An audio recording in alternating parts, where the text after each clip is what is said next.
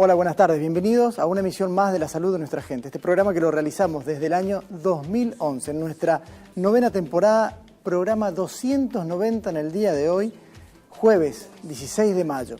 Este programa que lo hacemos intentando llevar hasta su hogar información de primera mano que tenga que ver con la prevención de enfermedades. Sobre todo con eso, con la prevención. Porque el objetivo final es tener una mejor calidad de vida. Una calidad de vida que nos ayude a que podamos transitar muy bien los años y, por supuesto, también teniendo profesionales destacados del medio que nos cuentan acerca no solamente de la prevención, sino también cuando existen determinados síntomas, determinadas patologías, cómo llegar al diagnóstico adecuado y, por supuesto, al tratamiento efectivo. Todas cuestiones que se pueden realizar aquí en nuestra querida provincia. Este programa que lo hacemos, como les dije, desde hace 9 temporadas del año 2011 y es para toda la provincia de Misiones a través del canal 12 y para todos los países que nos rodean, para el norte de Corrientes, Paraguay y Brasil.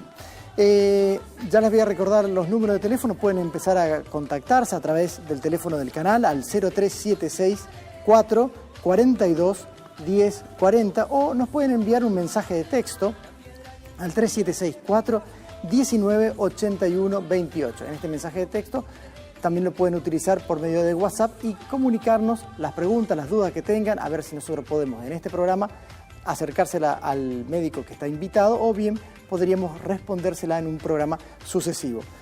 Estamos en las redes sociales, por supuesto, estamos en todas las redes sociales, pueden buscarnos en la red en Facebook como La Salud de Nuestra Gente, nos dan me gusta y acceden no solamente a las fotos del programa, sino también a micros que tienen que ver con preguntas destacadas que le hemos hecho a los profesionales que han estado en los programas anteriores, la respuesta y una breve explicación de la misma. También puede ubicarnos en YouTube, en la otra plataforma, como también La Salud de Nuestra Gente, se transforma en nuestro seguidor y tiene acceso no solamente al programa de la semana pasada, sino a todos los programas anteriores, incluso de los años anteriores. Allí, si usted vio el programa, le gustó, quiere volver a verlo, quiere recomendárselo a otra persona, bueno, nos busca, como siempre, La Salud de Nuestra Gente y tiene acceso al mismo. Tenemos que mencionar las efemérides. La efeméride de la semana, estamos entre el día 12 al 16 de mayo, que sería esta semana, en la semana del parto respetado. Hacemos hincapié en esto, en los derechos que tiene la embarazada, en dar a luz y con los requisitos, con las cuestiones a las cuales, como digo, tiene derecho para que el parto sea un transitar de lo más adecuado para ella y para todo el entorno familiar. Recién veíamos en una publicidad lo que hacía la sal, el consumo de la sal. Vemos que este preciado mineral que era la sal, cómo fue deteriorándose con respecto al tiempo y tiene muchísima relación con una patología que es la hipertensión arterial. Y la hipertensión arterial, queremos informarle que el día 17 de mayo es el Día Mundial de la Hipertensión Arterial. Cuando decimos Día Mundial no estamos refiriendo a que vamos a hacer ninguna celebración, sino hacemos un día, un reconocimiento de esta fecha para hacer concientización, saber lo que significa esta enfermedad, las patologías que puede traer, que puede aparejar, puede venir luego del incremento en la presión, cómo prevenirla, ¿sí? Y sobre todo, como decimos, reducción del consumo de sal, sobre todo en la mesa y en cualquier otro de los alimentos. El 19 de mayo es el día de la hepatitis C que aparece en los últimos 50 años y que es una enfermedad que está relacionada con un deterioro del hígado. En general hay personas que pueden padecerla y que tienen problemas a largo plazo, no tiene una cura definitiva, tiene un tratamiento y en algunas situaciones lleva a un deterioro masivo con cirrosis e incluso al trasplante hepático. Así que otra vez más, cuando hablamos de día de la hepatitis C, lo que estamos haciendo es reconocer que existe esta patología y que la gente tome conciencia, sobre todo de las formas de transmisión, que en el caso de la hepatitis C tiene que ver con cuestiones vinculadas a la sangre, que van desde la transfusión sanguínea hasta los tatuajes y en el medio, por supuesto, las relaciones sexuales. Así que el entender de que esto sucede y la prevención, sobre todo, son factores importantísimos en la concientización. Los temas del día de hoy, bueno, hoy vamos a hablar de varios temas. En principio, conversaremos acerca de lo que es el linfoma de Hodgkin. Ahí tenemos la placa que nos cuenta un poco todo. Vamos a hablar de los linfomas, que son una patología que tiene que ver con los ganglios linfáticos, con algo que se relaciona a la inmunidad de las personas, cómo es la respuesta inmunitaria de una persona frente a determinadas enfermedades. Vamos a hablar sobre el tratamiento quirúrgico de las hemorroides y si nos queda un minutito hablaremos de las funciones que tiene la vesícula, nos pasaremos a otro tema.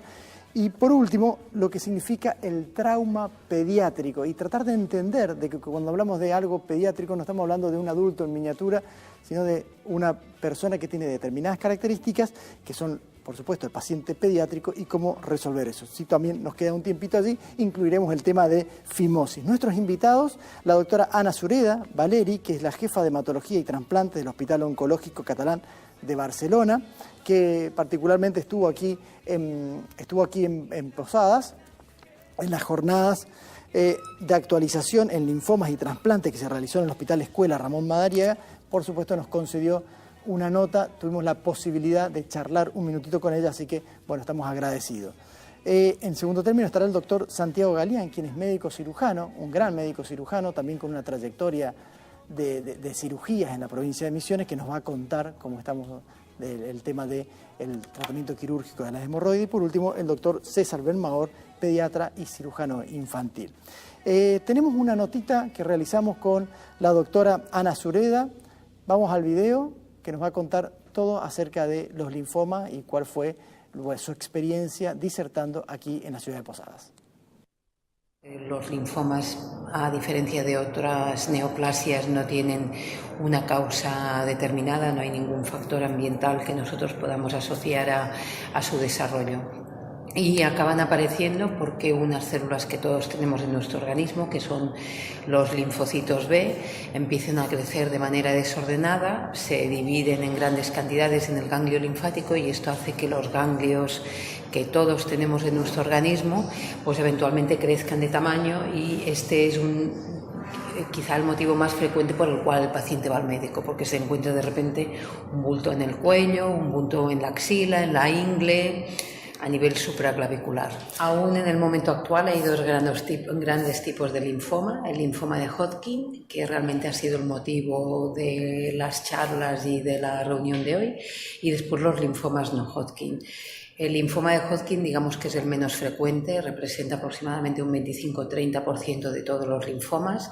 El resto, 75-70%, son los linfomas no Hodgkin y básicamente la diferencia más importante que los caracteriza es que la célula que da origen al linfoma es diferente, ¿vale? Aunque el linfoma de Hodgkin en el momento actual se considera una neoplasia que viene del linfocito B, es decir, que en este sentido se podría parecer a otros linfomas no Hodgkin de células B, pero al final las características de la célula maligna son completamente diferentes y después también el tratamiento y el pronóstico es muy diferente al resto de los linfomas B.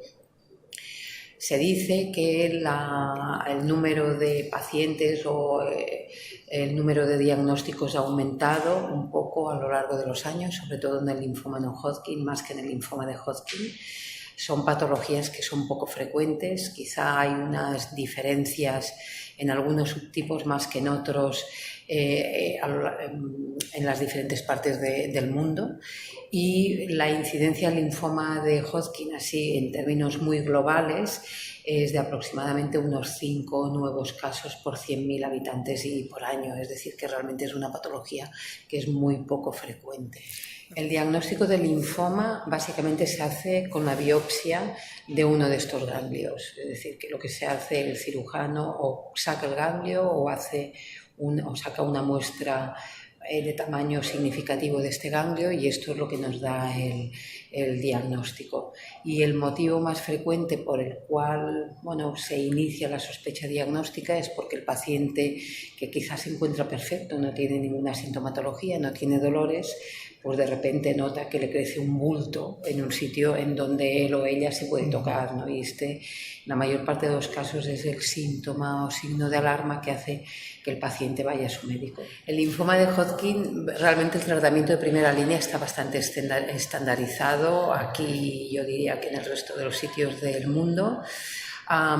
Desde el punto de vista tradicional, entre comillas, se basa en la combinación de quimioterapia y en ocasiones también la radioterapia, la cantidad de quimioterapia o el número de ciclos de quimioterapia, y también la dosis de radioterapia depende bastante del estadio que tenga el paciente, es decir, aquellos pacientes que se diagnostican en estadios localizados, es decir, con menor masa tumoral, pues el tratamiento supone la administración de un número reducido de ciclos de quimioterapia y menos cantidad de radioterapia. Los pacientes que se diagnostican en estadios más avanzados, con más enfermedad, requieren un tratamiento más intensivo. El trasplante autólogo de médula ósea de sangre periférica, lo que llamamos trasplante autólogo de progenitores hematopoyéticos, es un tratamiento que es estándar en determinados tipos de pacientes. Si nos centramos en el linfoma de Hodgkin, pues a pesar de que los resultados del tratamiento de primera línea son muy buenos, y el linfoma de Hodgkin es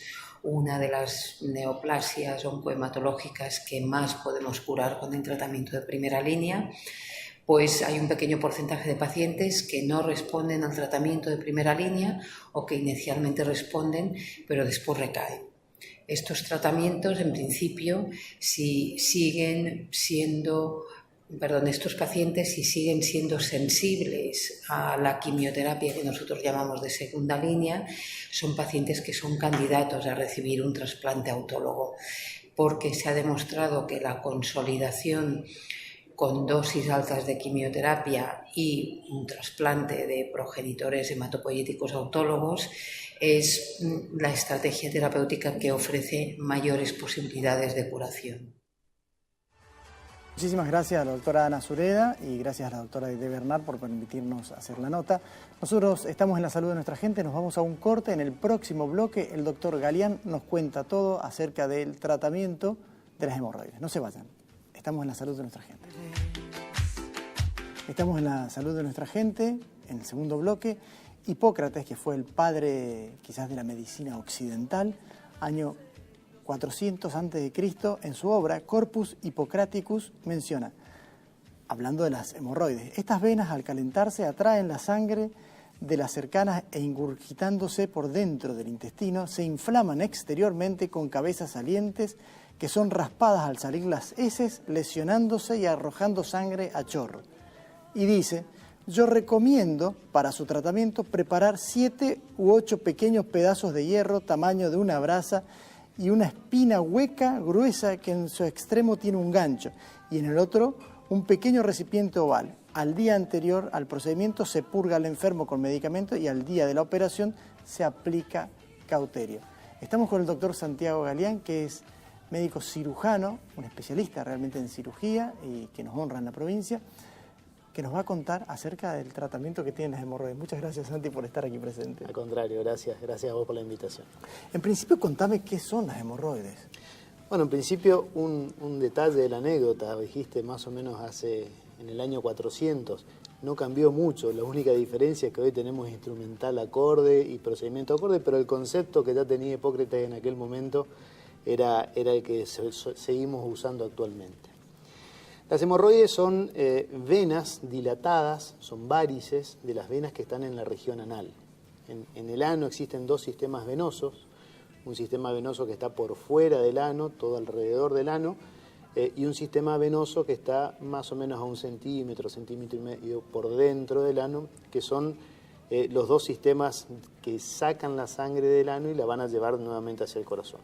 Cuando estas venas se tornan tortuosas, se dilatan, se generan várices similares a las que aparecen en las piernas, por ejemplo, pero que al estar en ese lugar se transforman en hemorroides.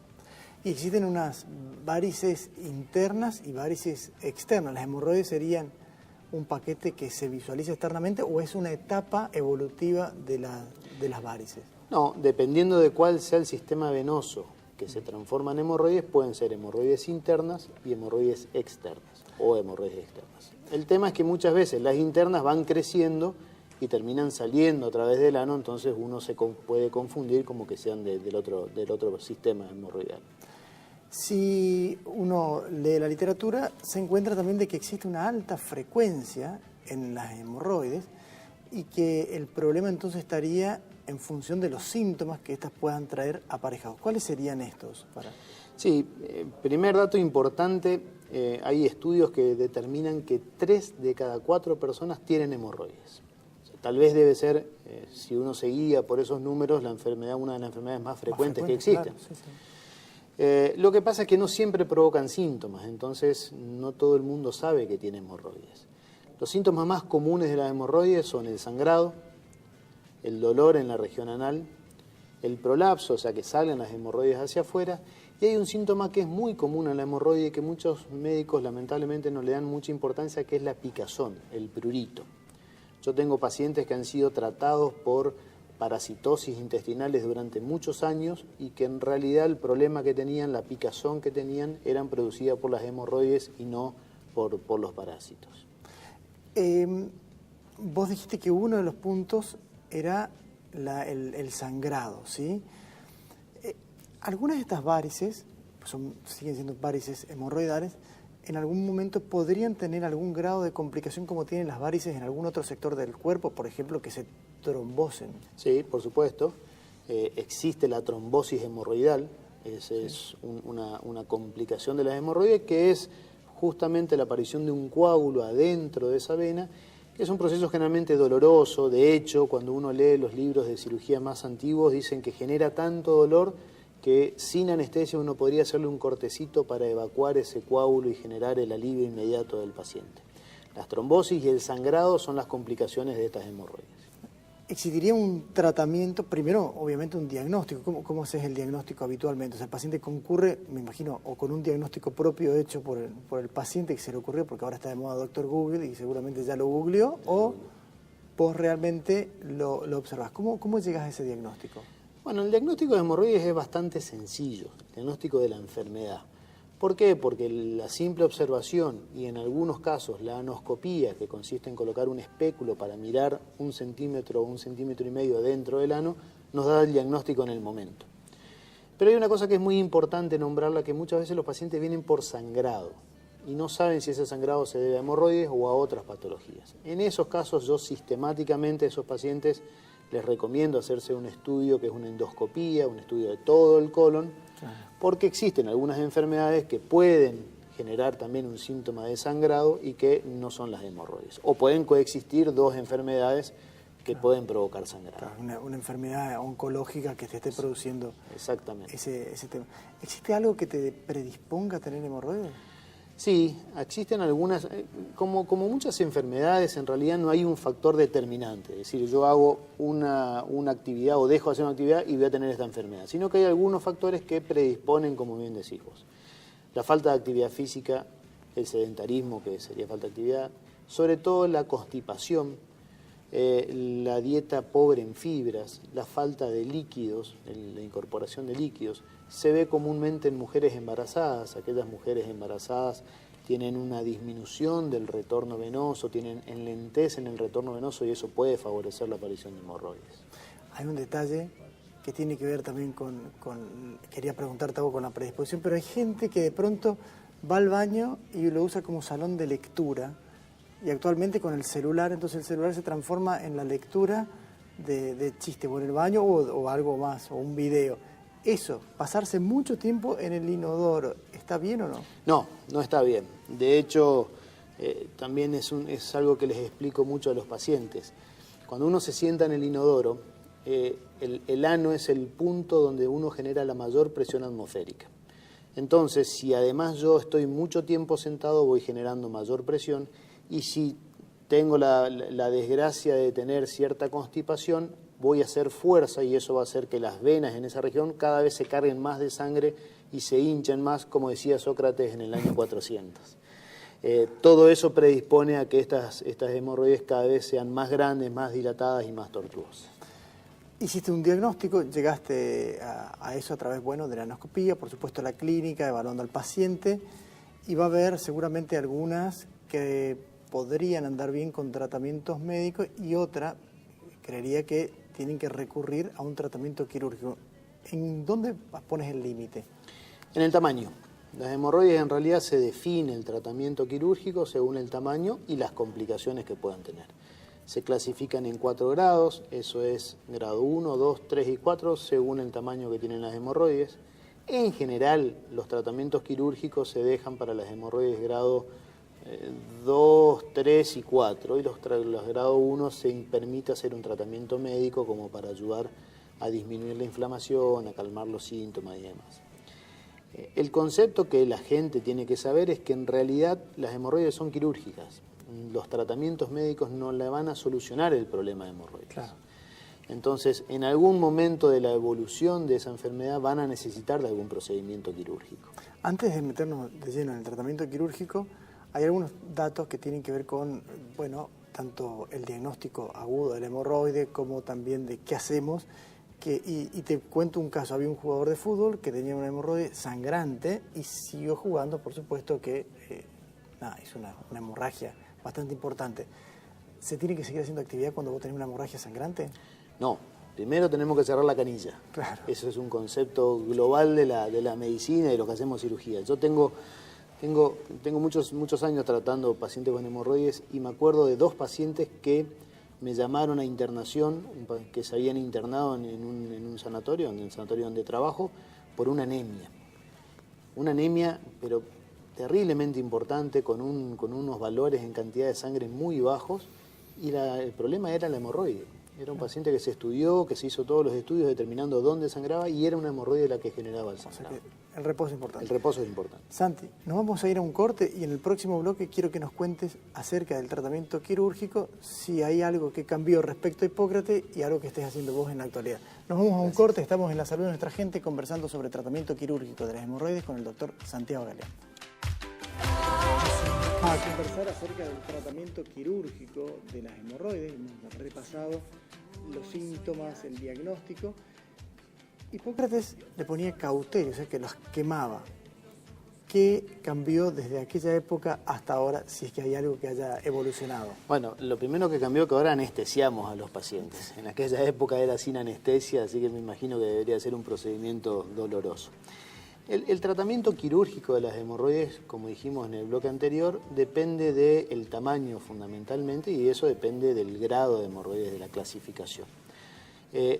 La cirugía convencional de hemorroides, que hay muchas técnicas descritas que se pueden realizar, se deja casi exclusivamente para aquellas hemorroides grado 4, las más grandes, las que son más complejas, las que obviamente van a necesitar internar al paciente, hacerle una anestesia de la cintura para abajo, hacer todo el procedimiento quirúrgico y tienen un posoperatorio que en general genera un poquito de molestia, un poquito de dolor, porque bueno, son 3 cortes que quedan en la región anal. Lo importante es que se han desarrollado tratamientos quirúrgicos alternativos para no llegar a esa cirugía, como ser el tratamiento con láser, que actualmente se deja para las hemorroides más pequeñas, y el otro tratamiento quirúrgico que está muy difundido actualmente es la ligadura hemorroidal con banditas de goma. El concepto es, viste, cuando vos hiciste obstetricia durante gran tiempo, cuando nacen los bebés que le colocan la trabita en el cordón umbilical, Sí.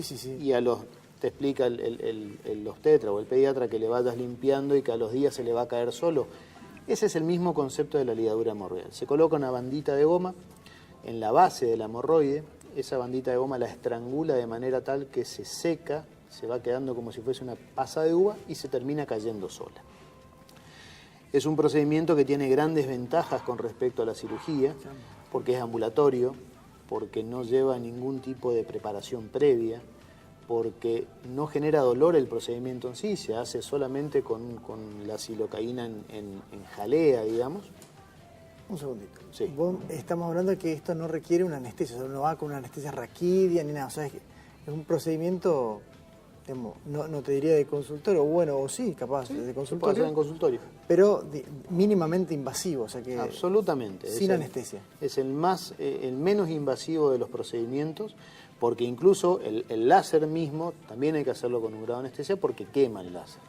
Acá la ligadura es el menos invasivo, no se hace anestesia, tiene los mismos resultados que la cirugía convencional. La única diferencia con respecto a la cirugía convencional es que, como no se hace anestesia, se puede hacer solamente la ligadura. La cirugía nos permite, en algunos casos, completar con otros procedimientos quirúrgicos también en la región anal. Una de las preguntas que me imagino vos debes recibir en el consultorio es, ¿esto puede volver?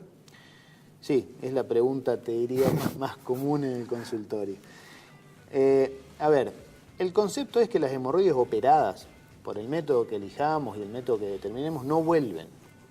Lo que sucede es que, sobre todo, y eso es muy común de ver en pacientes muy jóvenes, yo tengo pacientes operados, hecho ligadura con 16 años.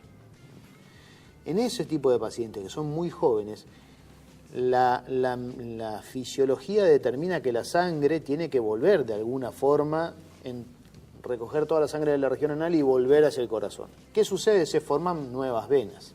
Esas pequeñas venas que se van formando, a lo largo de los años, si persisten los factores predisponentes, como el sedentarismo, la constipación, la dieta, pueden volver a producir hemorroides, pero que tienen dos características en realidad que son importantes. Primero, no están ubicadas en el lugar donde normalmente están las hemorroides. Y por otro lado, generalmente son mucho más chicas. Cuando un paciente decide someterse a una intervención, ya sea la colocación de las bandas en la base o algún otro tratamiento quirúrgico, el temor está en qué voy a comer porque yo tengo que ir de cuerpo. Entonces, ¿cómo sigue la dieta de un paciente que fue intervenido quirúrgicamente o que le colocaste las bandas? Bueno, el tratamiento completo implica el tratamiento de las hemorroides y el tratamiento de la constipación. Eso es lo más importante. Porque recordemos que la constipación puede desencadenar o predisponer a otras enfermedades del colon y el recto y el ano. Entonces, en esos pacientes yo recomiendo mucho el consumo de fibras. También le recomiendo a los pacientes, que lo he notado a lo largo de los años de hacer esto, hay pacientes que algunos tipos de fibra le hacen mejor que otros, entonces también depende un poquito de cada uno. Esos son verduras de hoja, lechuga, selga, espinaca, chicoria, zapallo, frutas. Algunos, por ejemplo, consumen cereales como avena y que eso lo ayuda a que la materia fecal no sea dura. El concepto que tenemos que tener es que la materia fecal tiene que ser una materia fecal blanda que no implique que yo haga fuerza para ir de cuerpo. Claro. O sea que, de alguna manera, el cambio de hábito incluye a todos. O sea, lo que le coloques, que te incluye. Y por supuesto que me imagino que antes de hacer la cirugía ya le decís, vos deberías empezar a cambiar los hábitos. ¿Picante sí o no? En el momento de la hemorroide complicada, no. Porque el picante genera cierta irritación en la región anal, entonces hay que tratar de evitarlo. Vi unos carteles que estás dedicado a la política. Sí, he dividido mi tiempo ahora entre la pasión que es la cirugía y empezar a trabajar un poquito con gente que me convocó para aportar algo desde el lugar donde lo puedo aportar. ¿Estás de candidato a...? Yo voy de candidato a segundo concejal por el lema Gestión Moderna y Transparente, que lleva de candidato a Diego Barrios como intendente. Y esto surge un poquito del trabajo de unos años atrás con la Fundación Pensar y sobre todo haciendo un análisis y una evaluación de cómo está la salud en nuestro medio. Entonces, a partir de ahí vengo trabajando más puntualmente en el ámbito de la salud. Buenísimo. Vos sabés que tenemos un próximo bloque con un invitado que... ¿Vos conocés a la familia Benmaor? La tengo, de algún lado la tengo. ¿La tenía la familia Benmaor? Sí. Vi que estaba recién una publicidad hablando, el señor ministro, hablando sobre trasplante. ¿Y cuál es tu vinculación con la familia Benmaor? Bueno, mira, te voy a contar una perlita. Sacando de lado mi padre y mi tío, que son médicos ya con mucha trayectoria, yo fui docente de Lisandro Benmaor en la Facultad de Medicina de La Plata. Era ayudante de la cátedra de anatomía y él cursaba en esa, entonces yo le daba clases de anatomía.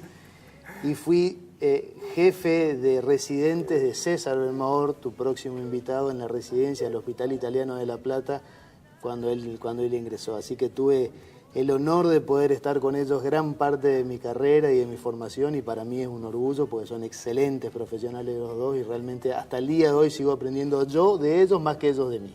Que además son primos hermanos. Además son primos hermanos. Bueno, estamos con el doctor César Benmaor, que ya tiene micrófono. Hola César, ¿cómo estás? ¿Cómo están? ¿Qué tal? ¿Estás? Un gusto. Ya estaremos contigo. Mirá la linda palabra que ha dicho tu primo de vos. Y iguales palabras mías hacia él. Mirá que era tu jefe, ¿eh? Sí. Bueno, Me tenía iguales cortito, palabras. pero aprendí mucho de él. Bueno, buenísimo. Entonces, Santi, te deseamos lo mejor. Muchísimas Respetamos gracias. muchísimo tu tarea como médico, tanto con tu vocación hacia la comunidad como lo que haces realmente en tu práctica como cirujano. Éxitos totales. Gracias por haber venido y nos quedó pendiente la vesícula, que ya la vamos a conversar en algún otro programa. Nos juntaremos en otro momento. Nosotros nos vamos a ir a un corte, estamos en la salud de nuestra gente. En el próximo bloque, el doctor César Bermaor nos cuenta todo acerca de los traumatismos pediátricos. No se vayan. Bueno, cuarto bloque de la salud de nuestra gente. Bueno, sabemos que estar bien significa estar físicamente bien, por supuesto hacer ejercicio, pero también tener una mente sana. Para ello vamos a conversar acerca de que este sábado 8 de junio, próximo sábado, ¿no? Sería, va a haber un taller que se llama Taller Aprendiendo el Camino de una Vida Valiosa. Está a cargo de Silvina Lamió, así que, bueno, lo queremos promocionar. Creo que ahí tenemos ya la placa y, por supuesto, los datos donde ustedes tienen que consultar para hablar. Bueno, hay talleres que tienen que ver con abrirse a una experiencia con conciencia y explorando no profundamente el significado y aprendiendo a comprometerse con lo que valoramos. Bueno, así que, bueno, éxitos en esto también y, bueno, como decimos, la salud tiene que ver con lo psíquico, lo físico y lo social. Me voy a la mesa porque tengo a mi próximo invitado aquí, que es el doctor César Bermaor. Gracias, César. Muchísimas gracias por estar presente aquí. Un gusto. Recién vimos, después nos contaron en off algunas otras experiencias de las guardias con tu primo. Quedan para el mate las... Quedan para el mate. Sí. Bueno, muchísimas gracias por estar. El tema que nos convoca hoy es el traumatismo pediátrico. Bueno, hace un tiempo atrás hubo una jornada aquí en el hospital donde vos estuviste, donde se habló bastante sobre traumatismo pediátrico, incluso sobre reanimación. Pero creo que es un tema que es realmente importante porque tiene que ver con los profesionales que tienen que recibir a estos pacientes, cómo funciona un hospital pediátrico y sobre todo el éxito en el tratamiento, que es diferente en un hospital que está preparado para recibir un chico que no es un adulto en miniatura, sino que requiere un cuidado especial. Tal cual. Ese es un concepto que siempre se dice en las charlas de trauma pediátrico, de pediatría en general, de cirugía pediátrica, que los niños no son adultos pequeños. Pero yendo al tema del trauma, yo creo que hay varios pilares sumamente importantes. Dentro de lo que hablaste de la formación médica y la atención al paciente pediátrico traumatizado, yo creo que el pilar más importante lejos es el preventivo, porque como factor pronóstico de los niños, la posibilidad de prevenirlos evita muchísimo la morbilidad, los daños que van a tener esos niños y ni hablar las consecuencias, la mortalidad que tienen, ¿sí? Cuando uno dice traumatismo, implica todo lo que uno se imagina también en el adulto. Es un traumatismo que puede ser, obviamente, los accidentes que puedan ocurrir en la casa, que quizás sean los más frecuentes de todos. Son ¿no? las lesiones de causas externas y mayoritariamente se dan en la calle y en el hogar. Uno pensará, bueno, está mucho tiempo en la escuela. No, están bajo supervisión, etcétera, y los lugares donde mayor porcentaje, estadísticamente en todo el mundo, existen los traumas, son en la casa y en la calle. ¿Cuáles son de estos traumas los que de alguna manera requieren una acción como más rápida, un conocimiento, por supuesto, de parte del personal médico y el personal de salud en general y una reacción más rápida? Sí, la reacción más rápida sin duda es la falta de aire, ¿sí? La obstrucción de la vía aérea, que por lo general en pediatría se da por llevarse objetos a la vía aérea, a tragar, digamos, no tragarse a la vía digestiva, sino llevárselo hacia la vía aérea de juegos o elementos de menor tamaño. Se dice que el diámetro interno del papel higiénico, ¿sí? Los niños no deben jugar con juegos que tengan un tamaño menor al diámetro del conito de cartón del papel higiénico. Esa sería, digamos, la urgencia más grave. Eso que está diciendo es un dato excepcional para la gente, para que lo tenga la gente. O sea, nada que sea inferior al tamaño, al diámetro del papel higiénico, del rollito, debe ser objeto de juego para un niño.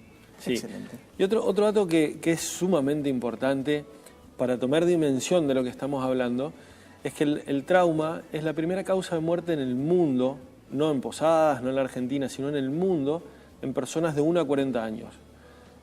Pueden hablar de cualquier enfermedad, cualquier cosa, pero el trauma, ya sean trauma por accidentes automovilísticos, quemaduras, cualquier tipo de trauma tiene mayor mortalidad que cualquier otra enfermedad en este grupo etario. Y no solo la mortalidad, porque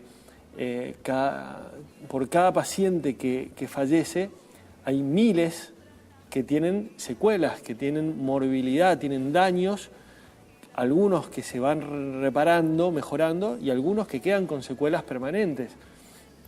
Recién me nombrabas que la falta de aire, esta disnea que aparece en los chicos que han tenido una obstrucción de su vía aérea, que puede ser que hasta con el maní, yo creo. Los que comen maní, que hasta con eso... Hemos tenido chicos fallecidos por manía acá en Posadas. Bueno, mira vos.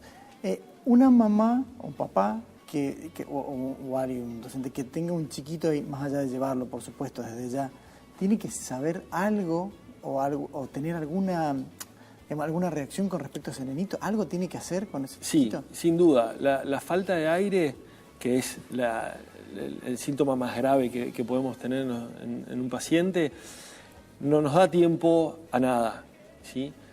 Por eso el tema de la prevención. Y lo que hay que hacer son las medidas básicas de RCP, de resucitación cardiopulmonar, para intentar eliminar el cuerpo extraño de la vía aérea. En caso de que sean chicos muy chiquitos, bebés, neonatos, es ponerlo en una posición inclinados hacia abajo y golpearlos en la espalda para intentar de que eliminen el cuerpo extraño. ¿sí? Bueno, todo eso se puede empezar a hacer hasta que uno decide... Hasta que lo lleva a un centro o viene algún médico. Sí. O sea, eso es la primera que eso lo pueden hacer en la casa. Y en chicos mayores hay otras maniobras de compresión desde el abdomen y la parte inferior del tórax para también que expulsen el cuerpo extraño en la vía aérea. Cuando hablamos de cuerpo extraño, vos nombraste el maní, pero las monedas de reloj, las monedas chiquitas, las pilas, el maní, el pororó, el pochoclo, cualquier elemento chiquito, ¿sí? Te cuento, cuando yo era chico, el hermano más chico de un amigo mío, éramos chiquititos, se puso una pelotita de ping-pong en la boca y se obstruyó la vía aérea. Fue tremendo, ¿no? Ese fue un episodio espantoso para eso.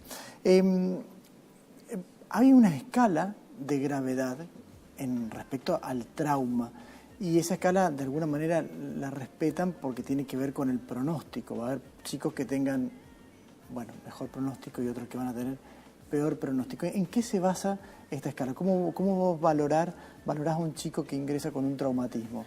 Sí, dentro de esa escala, el índice de trauma pediátrico, son varios parámetros que son la edad del chico, el peso, si tiene fracturas o heridas o cómo respira. Son diferentes parámetros que se dan valores y dependiendo la puntuación son pacientes más o menos graves. De cualquier manera, eso ya es en la atención hospitalaria. Hospitalaria, que como ¿sí? llegaron al hospital. Claro.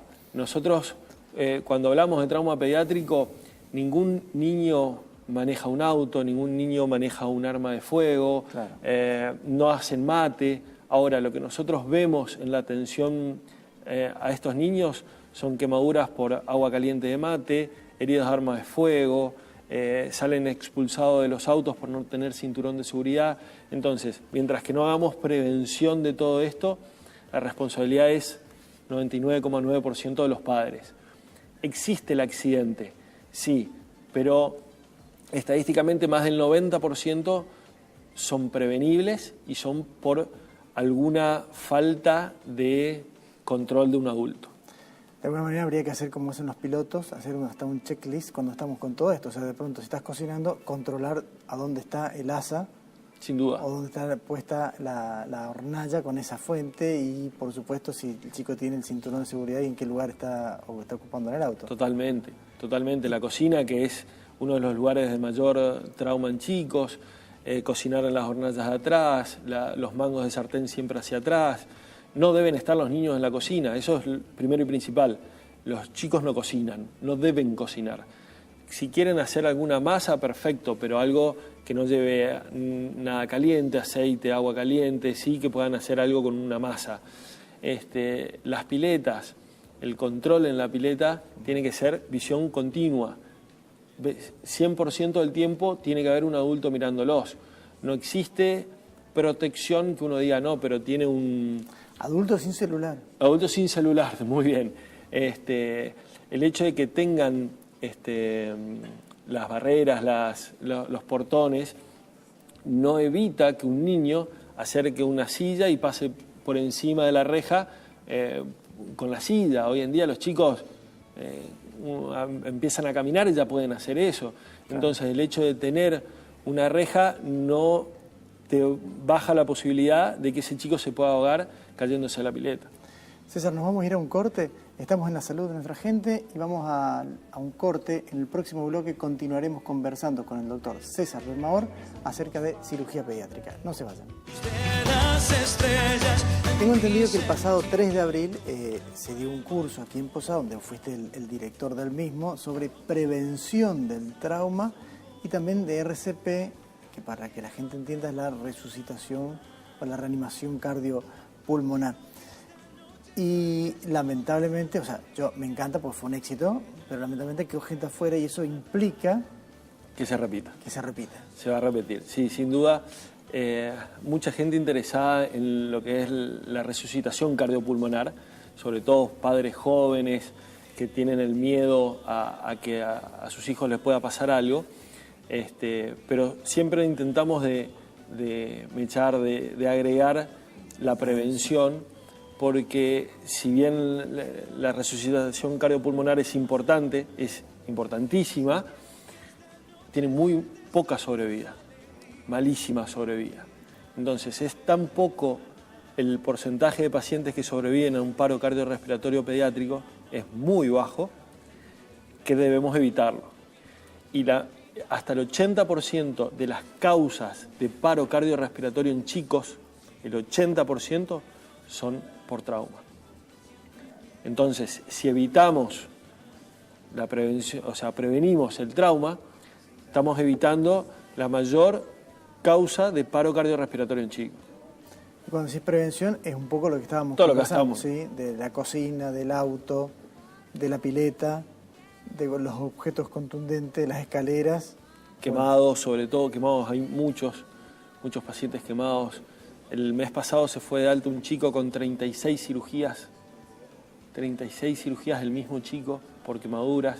Digamos, hay un montón de factores. Hay que hablar que también que en los chicos el quemarse el tronco, por ejemplo, tiene una gran repercusión en todo su el metabolismo, porcentaje, ¿no? De quemadura, claro. Así es. Y eso obviamente lo transforma en un paciente mucho más grave, porque la posibilidad de sobrevida también baja claramente. Bueno, y cuando vos hablas de resucitación cardiopulmonar, ¿a qué te referías? ¿Qué maniobras hacen? Son las maniobras que hablamos recién de desobstrucción de la vía aérea, por ejemplo, en caso de obstrucción con un cuerpo extraño, o el masaje cardíaco, que son las compresiones cardíacas y la oxigenación en pacientes que tienen un paro cardiorrespiratorio. Esto fue para la comunidad. Esto fue para la comunidad. Pero también hubo en el hospital el año pasado. El año pasado hicimos un curso nacional con invitados, personas, médicos especialistas que vinieron a dictar el curso para médicos, que fueron 30 médicos de toda la provincia, pediatras, para la formación en la atención hospitalaria. Ya cuando el paciente ingresa con un politraumatismo o con un trauma, cómo atenderlo de la mejor forma. Eso también tiene que ver con el triage, o sea, con la selección de los pacientes que están, digamos, de la sobrevida, o eso ya es otra cosa. No, tiene mucho que ver.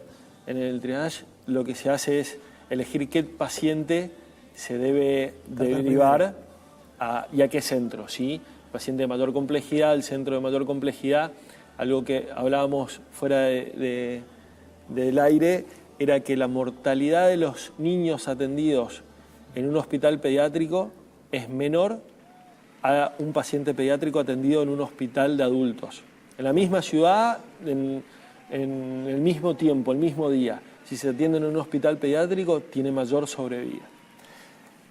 Vos sos especialista en cirugía infantil, pero dentro de esto tenés una subespecialidad que es en la urología pediátrica y el tratamiento quirúrgico, o sea, digamos, el urólogo pediátrico. Así es. Contame alguna cosita, te saco del tema del trauma y te llevo a un punto, 2 palabritas con la fimosis. ¿Qué es la fimosis? La fimosis es la falta de retracción de la piel del prepucio del pene, ¿sí? Es un proceso fisiológico, es algo normal, que hay que esperar a que con el crecimiento del niño eso va revirtiendo fisiológicamente, espontáneamente, sin la necesidad de retraérselo, de ponerle cremas o mucho menos de operarlo. El problema es que muchas veces se quieren quemar etapas, adelantar, y a chicos en los cuales no tienen por qué retraerse esa piel, se lastiman, ¿sí? O sea, tratan de retraerla forzosamente. Exactamente. ¿Sí? O de operarlos, un chico de 2, 3, 5, 7 años, operar una fimosis, por el solo hecho de estar cerrada esa piel, no tiene una indicación médica.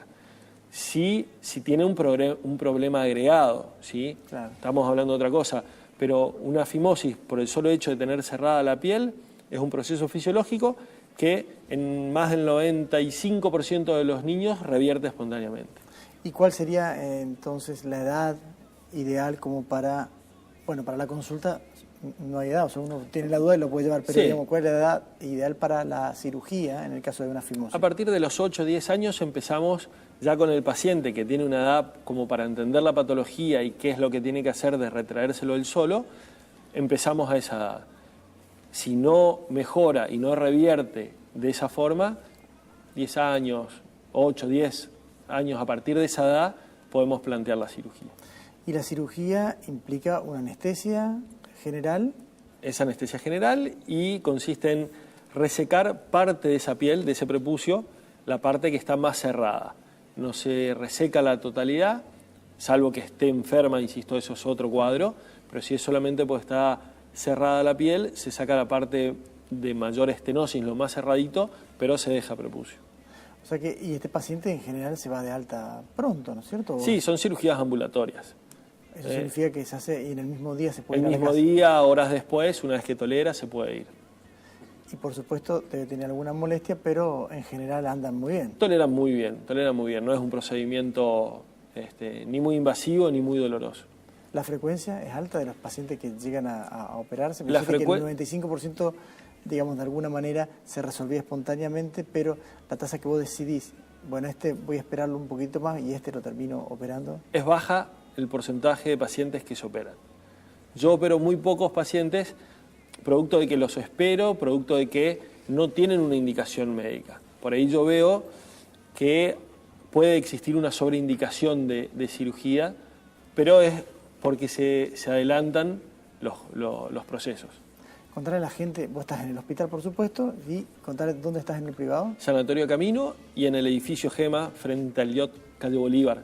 Bueno, buenísimo. César, yo te agradezco un montón que hayas estado aquí en la salud de nuestra gente. Para nosotros es siempre un placer. Y hoy se dio un momento histórico. Ya contaremos en algún otro momento más aventuras de los primos en las guardias. Muchísimas gracias por estar aquí. Gracias. Estamos finalizando esta edición de la salud de nuestra gente. Nos vemos el próximo jueves a las 16 horas.